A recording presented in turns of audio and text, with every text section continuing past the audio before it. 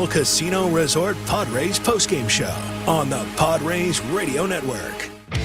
Coming up, we'll deliver a full recap of today's game, including highlights from the biggest moments. Listen to Craig Stammen's postgame comments. Plus, we'll bring you today's play of the game. From the Padres Radio Network, here's Sam Levitt. Welcome into our Jamul Casino Resort Padres post-game show here on the Padres Radio Network. Final score today, the Brewers 6 and the Padres 4 as the Brewers take the opener of this 3-game series, and the Padres drop the opening game of a 6-game road trip to Milwaukee and Seattle. Sam Levitt with you inside our San Diego studios. A lot to do. We'll hear from Padres manager Craig Stammen. We'll recap this game, tell you how it went from start to finish, our daily awards, full look at the out-of-town scoreboard, your phone calls, and much, much more. As always, our post-game coverage brought to you by Jamul Casino Resort. Hey, player, need a little me time? Jamul Spa was just named one of the top 100 spas in America. Jamul Casino Resort, the player's place. Well, a game here tonight that was really defined by what happened in the bottom half of the fourth inning. The Brewers taking what was a 2-1 Padre lead and flipping it into a 6-2 Brewer lead with a 5-run fourth inning. Brewers scoring 5 runs on 6 hits in the fourth inning. All those runs coming up against Matt Waldron, who got off to a good start tonight. Scoreless second after Bradley Rodriguez opened the game with a very quick 1-2-3 inning. He continues to be great. Waldron gave up the home run in the third to Ortiz, but you know what? Again, 1 run given up, solo home runs, don't hurt you too much. But then in the fourth inning, really unraveled on Matt Waldron. A double, a walk, a single, a 2-run single, a bunt single where Waldron didn't make the right read and play on it, a sac fly, a 2-run double, and it just got out of hand for Matt Waldron in that fourth inning. He ends up going only 2 2/3 innings in this game. 6 runs given up with 8 hits. The Padres, to their credit, did an okay job tonight trying to get back in the game after it was a 6-2 game. They got a run in the 6th inning from a Miguel Andujar solo home run. Andujar struck again in the 8th inning to make it 6-4 with an RBI double, but the Padres would not get closer than that. Andujar had another really nice night, the home run and the double. Some nice moments otherwise offensively for the Padres. Again, the Padres didn't do a ton of damage against an opposing starting pitcher. Brandon Sproat picking up his first major league win. Young right-hander for the Brewers came in with an ERA higher than 5. Padres again did a little damage off him. Castellanos, a 2-run hit early in the game. He had the Andujar home run, but it was just 3 runs in 5 innings and a third, and ultimately Sproat able to protect what became a pretty big lead for the Brewers in that 4th inning. So that was sort of the story in this one here tonight. And I think in the bigger picture, I do think it's fair to wonder if you have seen the last of Matt Waldron in a Padre uniform, at least before there has to be a decision made on his future. And what I mean by that is you have Lucas Giolito looming. Reports coming out last couple of days that Giolito is probably going to start at some point in the series against the Mariners. At that point, when the Padres add him, they're going to have to make some decisions on what to do with this rotation, who's out. Look, they could get creative with it, certainly, if they would really like to keep Waldron. But you would imagine there is a possibility Matt Waldron, who's out of options, could, and I say could, I don't want to, make it like I know what's going to happen here. But certainly you could imagine a scenario where Waldron would get DFA'd. He's out of options. Now, it doesn't mean that Matt would no longer be with the Padres. He could hypothetically, get through waivers and accept an assignment down to the minor leagues. Never say never. I would think, actually that Matt would be attractive to other teams. That's another conversation. But look, I do think it's fair to wonder if, at least for now, we've seen Matt Waldron make his last start as a Padre, just because, again, I just think you look at the landscape, and when Giolito, enters this rotation, well, who's going down? It's kind of hard to see Walker Buehler being that guy based on the way he threw on Sunday and the way he continues to throw and sort of his veteran status. So we'll see. That's kind of a bigger picture conversation for the rest of this week. But look, aside from the start in San Francisco, or I should say the outing in San Francisco as they used the opener again last week, the outings have not been great for Matt Waldron, unfortunately, and so we'll see what his future is with the Padres moving forward, with Giolito looming. But again, here tonight, really that 5-run fourth inning told the story of the game, and the Brewers ultimately win this game at 6-4. We told you this Brewer bullpen had been really, really, really good as of late, and you didn't want to be in a scenario tonight where you were looking to come from behind, and the Padres have made a season of it so far and coming back, and they threatened in the later innings, but this was going to be a tough team to play that kind of game against, and the Padres couldn't quite climb that hill here tonight as they lose 6-4. When we come back, all the radio highlights for you. We'll recap this game from start to finish. We'll go back to American Family Field in Milwaukee, hear from Craig Stammen. Much more to do on our post-game coverage. Padres drop this series opener 6-4 in Milwaukee. Our post-game coverage continues after this.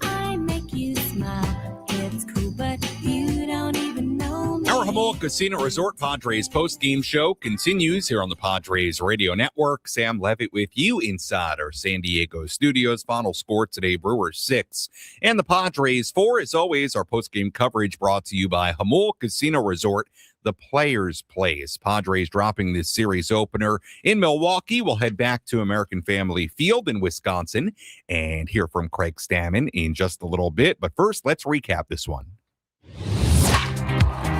Which moments determine the outcome of today's game? We'll paint you a picture with our game highlights on the Padres Radio Network. Young right-hander Brandon Sproat on the mound for the Brewers tonight. Bradley Rodriguez opening for the Padres, a scoreless first inning for both guys. Matt Waldron replaced Rodriguez in the second. He pitched the scoreless bottom half of the second. We still had a scoreless game in the bottom half of the third. Waldron got the first 2 outs, but then it was the number 9 batter, Joey Ortiz. 1-2 in the air to deep left field. Laureano's going straight back. Still going back, looking up, gonna go. Off the Johnsonville sausage side. In left field, Joey Ortiz has hit his first home run of the season. Brewers take a 1-0 lead in the third inning as the lights flash inside American Family Field. Brewers led 1-0 through 3 innings. Padres rallied in the top of the fourth. They put 2 on with 2 out. The runners moving up to second and third base on a wild pitch by Sproat. There were 2 in scoring position for Nick Castellanos. And Castellanos swings, lines it up the middle into center, a base hit. Bogarts has scored to tie it. Here comes Gavin Sheets. Mitchell's throw will go to second, and Nick Castellanos strikes again. A 2-run go-ahead single here in the fourth. So another nice moment for Nick Castellanos. The Padres took that 2-1 lead into the bottom half of the fourth inning. Waldron got in trouble. The Brewers loaded the bases with 1 out. Sal Frelick at the plate. Here's the pitch. Swings at a ground ball through the left side. That's a base hit. Contreras will score. Bowers is on his way. Laureano will just kind of run it towards the infield. A 2-run go-ahead single for Sal Frelick. And the Brewers hop back on top. It's 3-2. Now, wasn't hit very hard by Frelick at all, but Xander Bogaerts playing shaded towards second, a big hole on the left side of the infield, and Frelick found the right spot, rolled into left, and the Padres were trailing 3-2. The Brewers then loaded the bases on a bunt. Matt Waldron fielded it, but thought about going to third base. By the time he got finished doing that and threw to first, David Hamilton was safe at first. The bases were loaded. Joey Ortiz plated another run with a sac fly to make it 4-2. Brewers weren't done. The top of the order, and Bryce Terang was next. There they go. The 3-2 pitch hit on the ground and just fair up the third baseline. Frelick grounding third. He's going to score. Hamilton's on his way. The relay is bobbled by Machado. Wouldn't have mattered anyway. Terang into second. 2 more coming to score, and it's 6-2. So a 5-run fourth inning, 6 hits for the Brew Crew. They had a 6-2 lead. Padres still trailed 6-2. Going to the top of the 6th, Miguel Andujar got the Pods a little bit closer. Here's Andujar, swings at the first pitch and hammers it deep down the left field line, way back and gone, a home run. Andujar cleaning up for the first time this year, hits his 3rd homer of the season, and the Padres get one back. It's 6-3 here in the 6th. That's all the Padres got in the 6th. Brandon Sproat allowed 3 runs in 5 innings and a third. He left in line for the win. Shane Drowan finished the 6th inning. Chad Patrick pitched the scoreless 7th. Wandy Peralta pitched 2 1/3 scoreless innings out of the Padres bullpen. And then Yuki Matsui pitched a scoreless bottom of the 7th. So the Padres trailed 6-3 going to the 8th inning. Trevor McGill came on to pitch for the Brew Crew. Fernando Tatis Jr. started the inning with a single. He took 2 bases on a wild pitch. Tatis was on third for Miguel Andujar. Andujar swings, lines it sharply into deep center field. Mitchell's racing straight back, reaches up over his shoulder. It glances off his glove and rolls back towards the infield. Andujar into second as Tatis scores. It's 6-4, and the tying run will come to the plate. Padres got the tying run to the plate in the form of Xander Bogaerts. He struck out. Ty France, who had pinch hit earlier, he struck out, and the inning was over. Top half, or I should say bottom half of the 8th inning, Padres still trailing 6-4. Yuki Matsui came in, tossed a 1-2-3 frame. So we went to the top of the 9th inning. Padres still down 6-4. Right-hander Abner Uribe on the mound for the Brewers. He got the first out, a ground out from Nick Castellanos. He then walked Ramon Laureano. So once again, the Padres brought the tying run to the plate. Freddie Fermin struck out for out number 2. Padres down by 2, 2 men away in the 9th inning. The game left up to Jackson Merrill. Down by 2 and down to his final out. First pitch swinging, a chopper to the right side. Backhanded at second by Terang. The throw to first is in time, and the ball game is over. Padres were able to bring the tying run to the plate in the 9th inning, but that's all they were able to do. And the Brewers ride the wave of that 5-run 4th inning to a 6-4 victory in Game 1 of this series. and the Brewers riding a wave that's of a 5-game win streak right now. Final score here today, Milwaukee 6, San Diego 4. 4 runs, 8 hits, no errors for the Padres. 6 runs, 11 hits, no errors for the Brewers. The Brewers improved to 23-16. Padres dropped to 24-17. All right, that's the way it went tonight in Milwaukee. When we come back, we go to Milwaukee. We'll hear from Padres manager Craig Stammen. Again, the final today, Brewers 6, Padres 4 on the Padres Radio Network.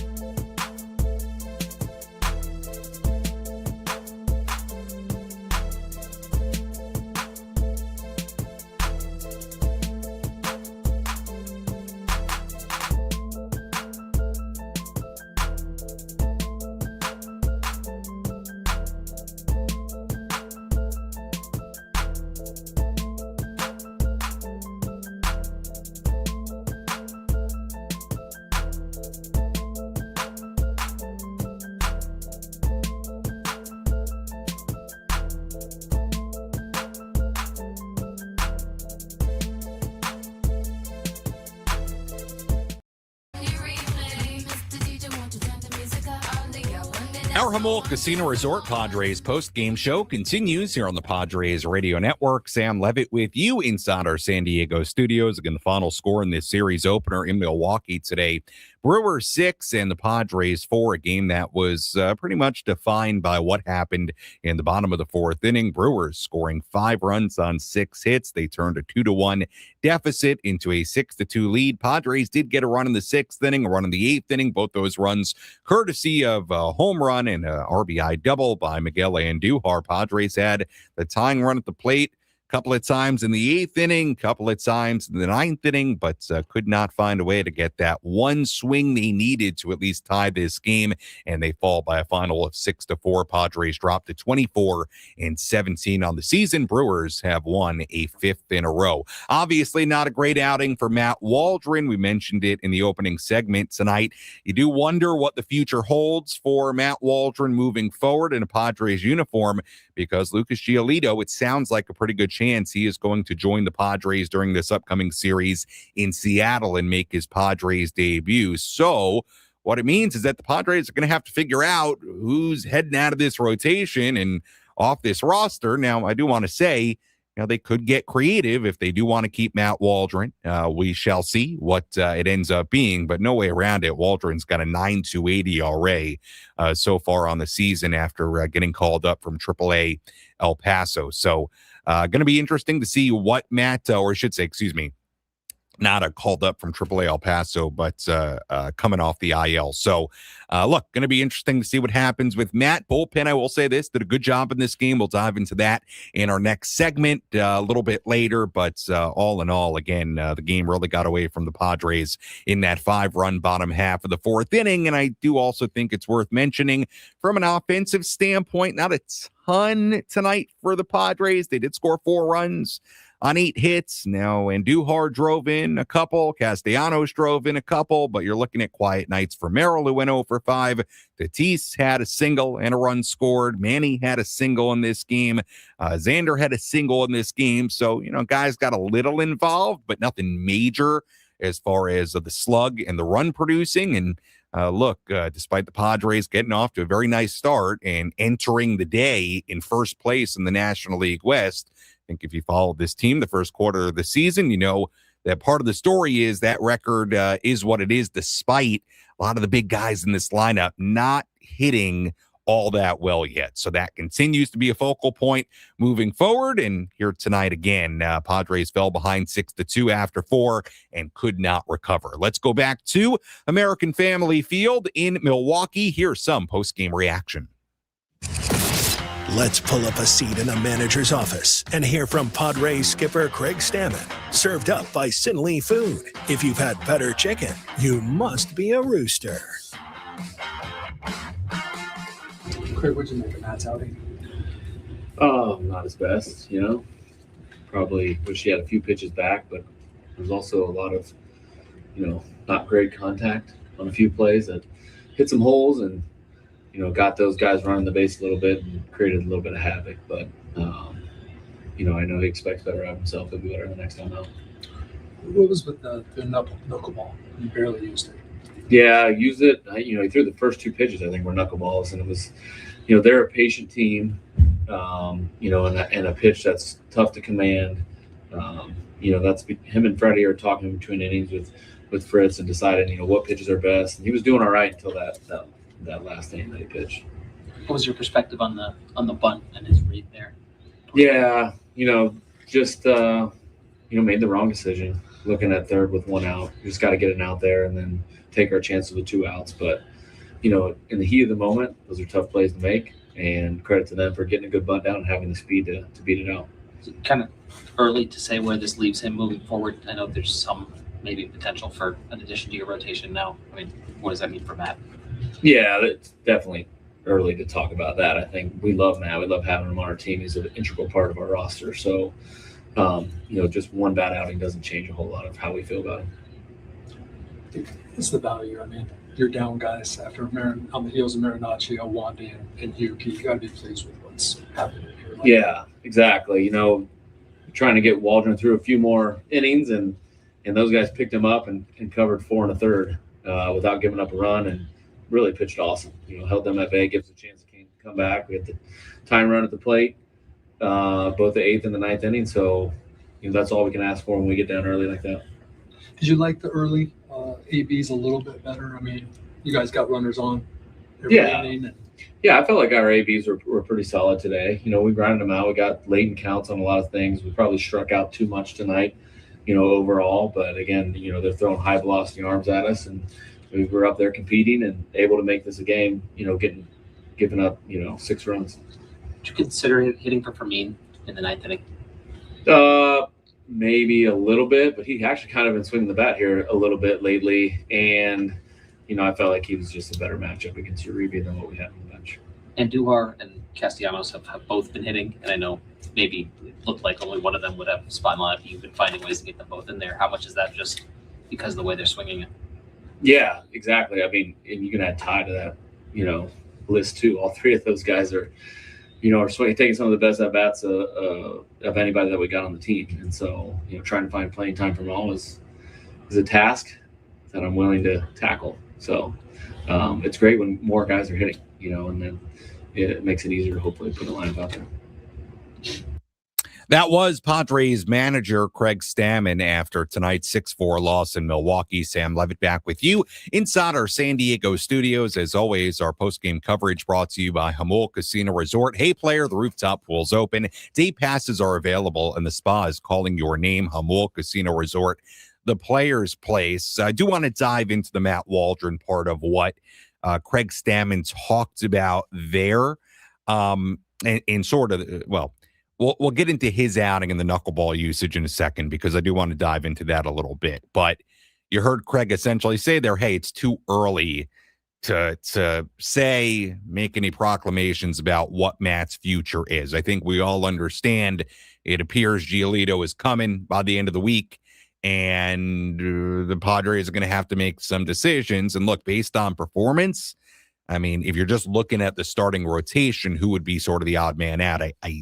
I hate to say it, because I like Matt, and I've got to know him a little bit and talked to him a lot the last few years, but it looks like Matt Waldron would be kind of the odd man out. I thought what was weird about tonight's outing, and you heard, I think it was Kevin Acey who had the question there, Matt Waldron, I mean, he barely used the knuckleball tonight. Now, I put out a tweet in the middle of the game that was incorrect, if you saw it, and I'll own that. I'll explain why in a second.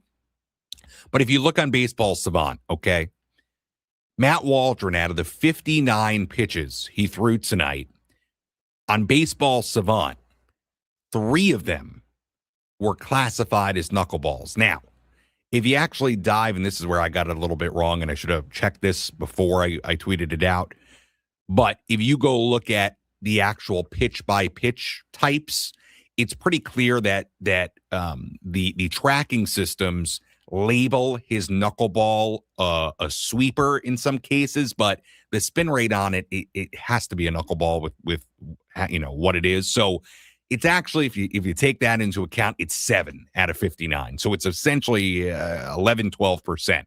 Regardless, if it was 3, if it was 7 out of the 59, whatever, the point still stands.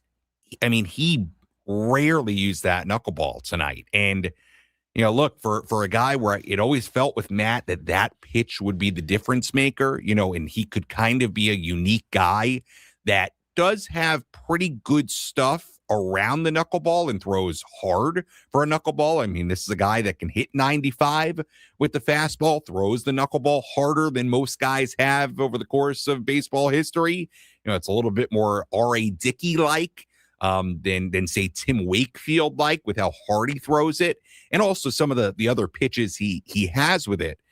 He's a unique guy. And look, this has been, just to give you a bigger picture on Matt, this has been a journey with the knuckleball with Matt Waldron. It goes from him learning the pitch a handful of years ago, coming up to the major leagues, using it as one of his pitches. If you look at his starts in 23 when he first came up, he used it 27% of the time. In 2024, when he had a lot of success, it was up to 38% of the time. Then, just to give you an idea, it was one start last year in the major leagues, because remember he was dealing with the injury and all that.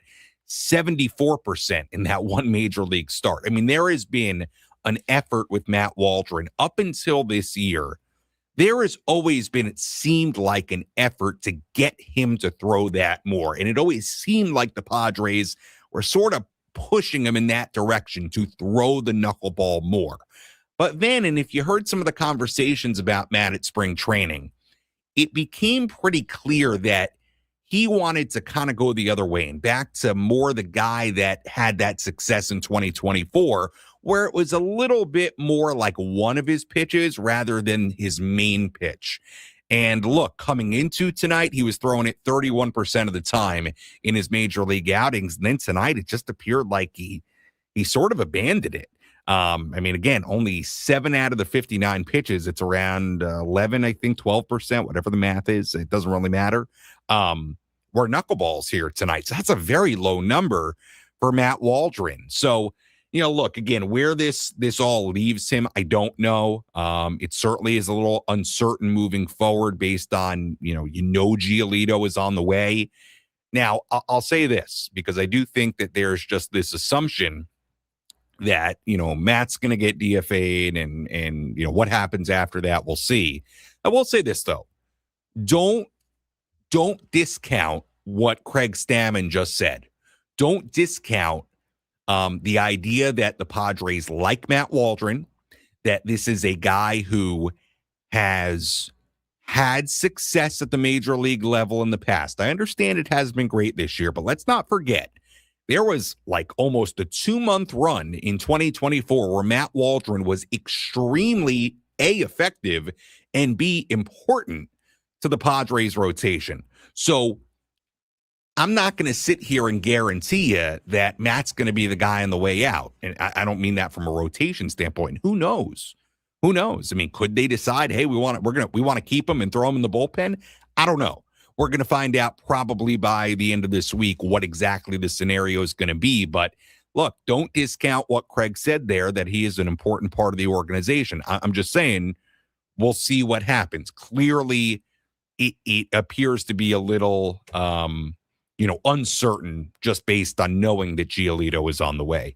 What happens? We'll see. Obviously, his early part of this season, the opportunities he's had in the major leagues now, really aside from that start in San Francisco, have not been great. And tonight was not great. And look, he didn't help himself. You heard the question there about the bunt play. Craig was absolutely right. There's one out there, and you've got a really fast runner in Hamilton laying down the bunt. Matt's got to know that, and Matt's not got to, you don't want Matt thinking about third there. He should have never looked at third in an inning that was like sort of on the brink of unraveling. He should have thrown to first, and you get the second out, and then hopefully you get out of the inning. That, misread by Waldron allowed that inning, not allowed, but helped that inning, aided that inning to balloon, and it became a much bigger, more costly inning for Matt Waldron and the Padres here tonight. Final score, Brewers 6 and the Padres 4. We'll step aside when we come back. I do want to shine a little light on the bullpen tonight because, as you heard there from Craig, what Peralta and Matsui did tonight was really big. I know it's in a loss, but it was really big. We'll talk a little bit more about the Padres offense. Full look at the out-of-town scoreboard coming up a little bit later as well. Again, the final score, Brewers 6, Padres 4. Our post-game coverage continues after this. KWFN and KW.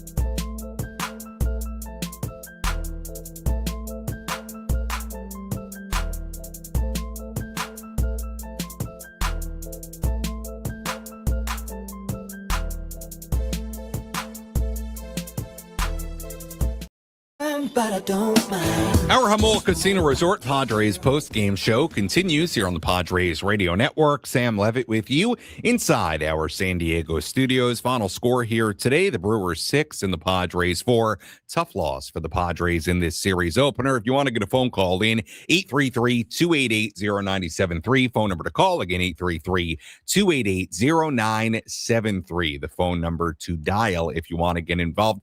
Hamby, did we give the people what they're entitled to, which is a legal ID? Did we do that, Hamby? Okay, we did. See, Hamby's all over it. I don't even know why I asked. I don't know why I asked. I mean, come on, Hamby's got it. Shame on me for even asking. But I didn't know, and we're coming up against it here on the legal ID window. So had to ask the question. Yes, had to ask the question. All right, let's tell you about today's relief pitcher of the game. Which pitcher entered the game and slammed the door shut? This is today's relief pitcher of the game, brought to you by San Diego criminal defense attorney David P. Shapiro. We help good people regain control of their future when charged with a crime. Learn more at davidpshapirolaw.com. Relief pitcher of the game, you really have two options tonight. And look, I know it's in a losing effort, but don't discount what Wandy Peralta and Yuki Matsui did in this game. Wandy comes in, gets the final out of the fourth inning, pitches a scoreless fifth, a scoreless sixth. Yuki Matsui, scoreless seventh, scoreless eighth. We'll give a relief pitcher of the game to Peralta, who got the most outs out of those two, the 7 outs today, 2 1/3 scoreless innings, gave up a couple of hits, struck out 2. Really nice job. And again, I know it's in a loss, but I'll say this. You know, there was a point in this game where Jason Adam was warming up. Now, that may have been more for a scenario where the Padres tie or even take a lead. And then when they didn't, they let Yuki go back out and pitch the 8th inning. He got through it 1-2-3, did his job, kept the Padres down by 2 and kept them well within striking distance in the 9th inning. But look, that's a game. And remember, you already used Bradley Rodriguez as the opener, so you're sort of down quote unquote, a reliever, by the time Waldron comes out. And look, you were hoping Matt, regardless of result, would go more in 2 2/3 innings tonight, but the Padres just had no choice with what happened in that 4th inning than to go get him. But look, you didn't want to have to burn, let's say an Adam in a game where you're trailing, right? You didn't want to have to do that. So bottom line is, Peralta, Matsui, on a day where the Padres were trailing, they did a good job getting,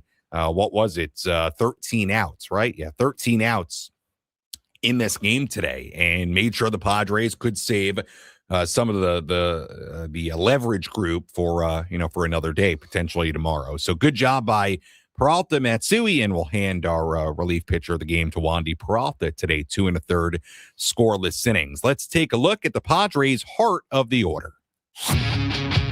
Let's take the pulse of the Padres and check in on the Heart of the Order, presented by Palomar Health, the official healthcare provider of 97.3 The Fan. Palomar Health, leading with heart for every patient. Palomar Health is reimagining healthcare.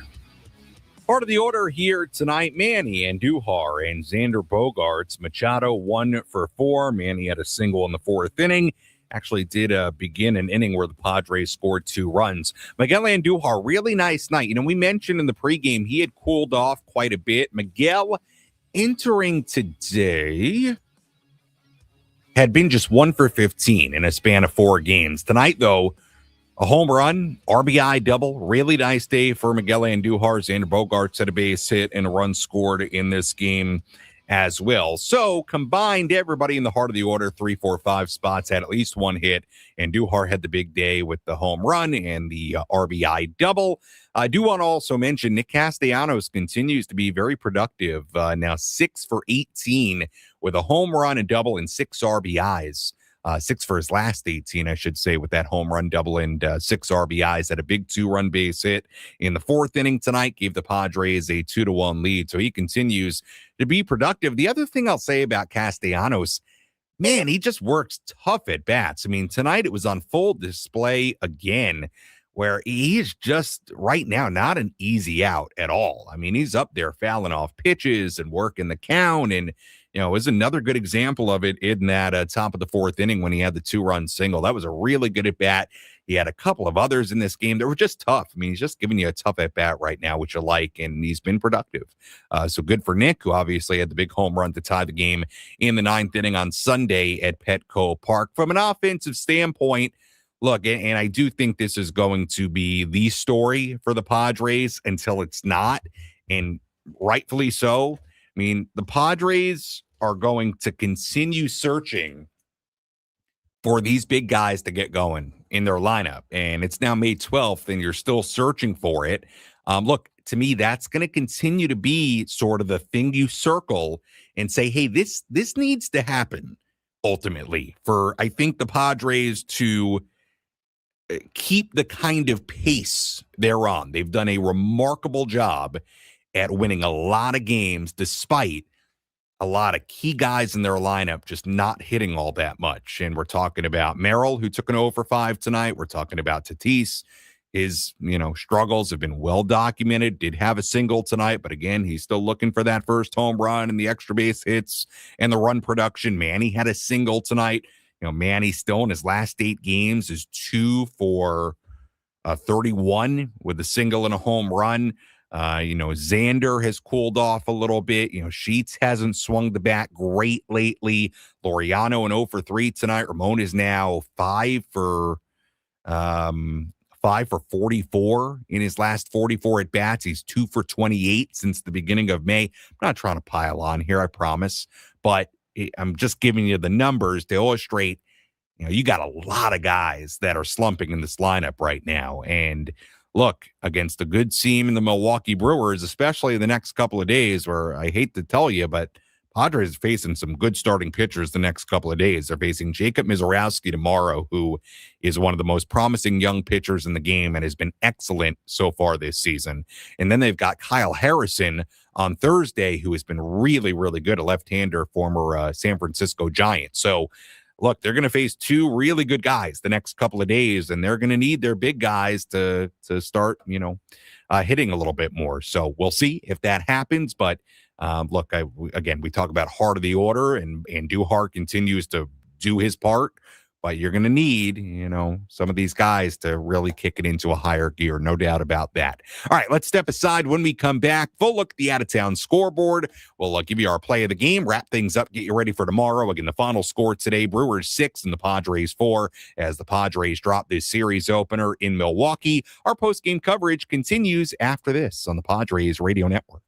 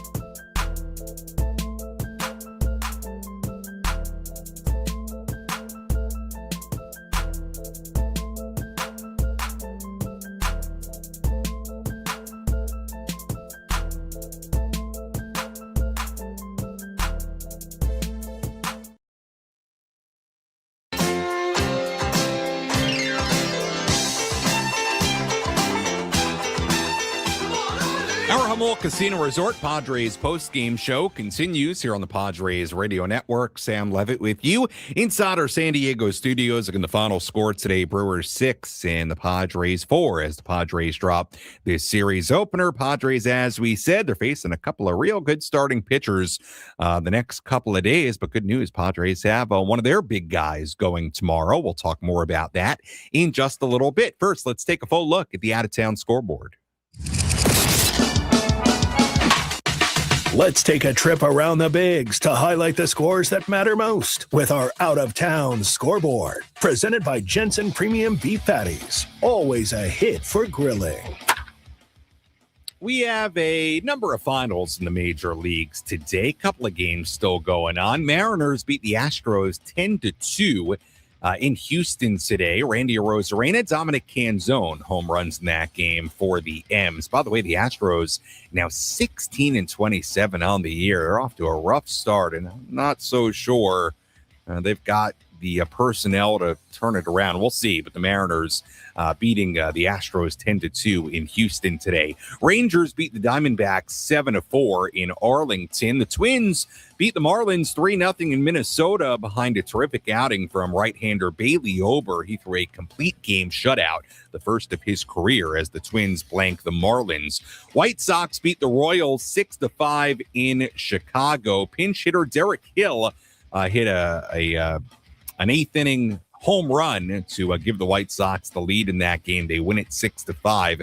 Mets beat the Tigers 10-2 in New York today. The Braves beat the Cubs 5-2 in Atlanta. Mike Yastrzemski, Austin Riley hit home runs for Atlanta. Alex Bregman a home run for the Cubs in that game. Rays beat the Blue Jays in 10, 7-6. The Blue Jays trailed 5-0 in that game. They would end up tying it up, but the Rays winners in 10. Phillies beat the Red Sox 2-1 in Boston today at Fenway. Kyle Schwarber hitting his 17th home run of the season, now alone atop the Major League leaderboard in home runs. Nationals beat the Reds 10-4 in Cincinnati. Pirates beat the Rockies 3-1 in Pittsburgh.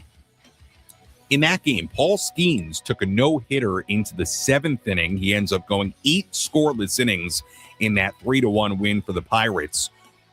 Paul Skeens now has a 1.98 ERA on the season. Remember, he gave up 5 earned runs in 2/3 of an inning on opening day against the Mets. Since then, he has a 1.09 ERA in his last 8 starts. And again, even after that start on opening day, his ERA is now under 2. Again, 8 scoreless innings for Paul Skeens today. Took a no-hitter into the 7th.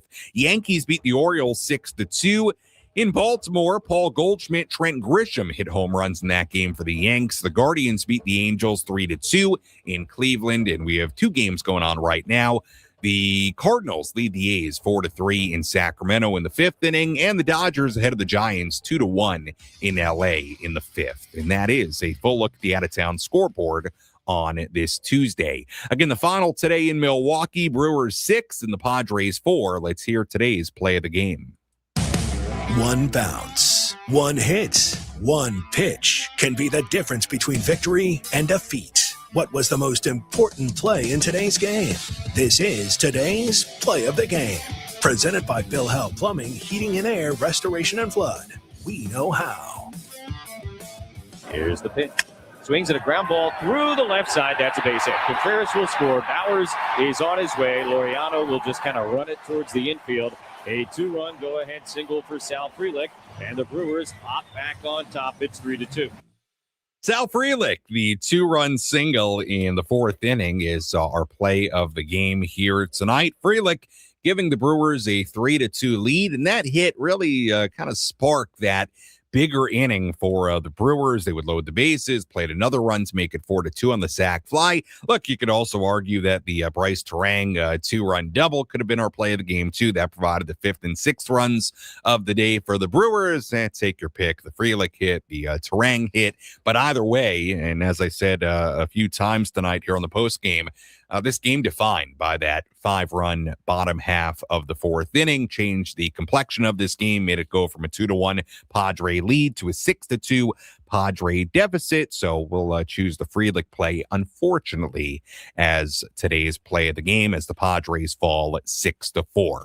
What's next? Well, game 2 of this 3-game series in Milwaukee, same time as today, 4:40 p.m. First pitch here on the West Coast. Our pregame coverage will begin at 3:40. Really good pitching matchup tomorrow. Couple of good right-handers. Michael King on the mound for the Padres with a 2.76 ERA, and the young flamethrower Jacob Mizorowski on the mound for the Brewers with a 2.45 ERA. Again, first pitch tomorrow at 4:40, and our pregame coverage will begin at 3:40.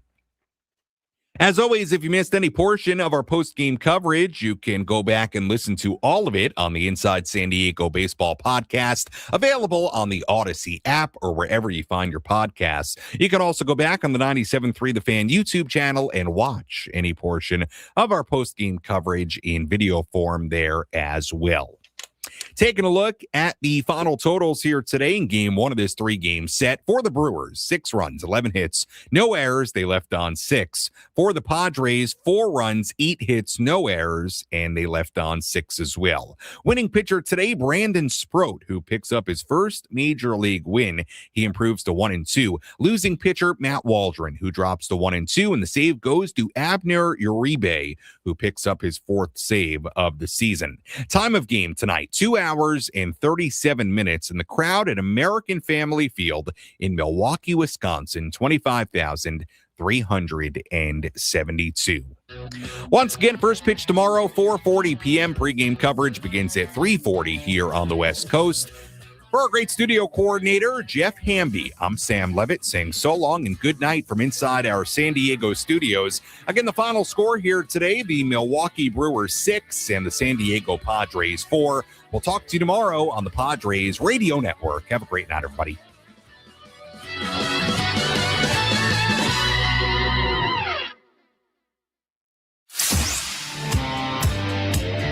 Thanks for joining us for the Jamul Casino Resort Padres postgame show. For the best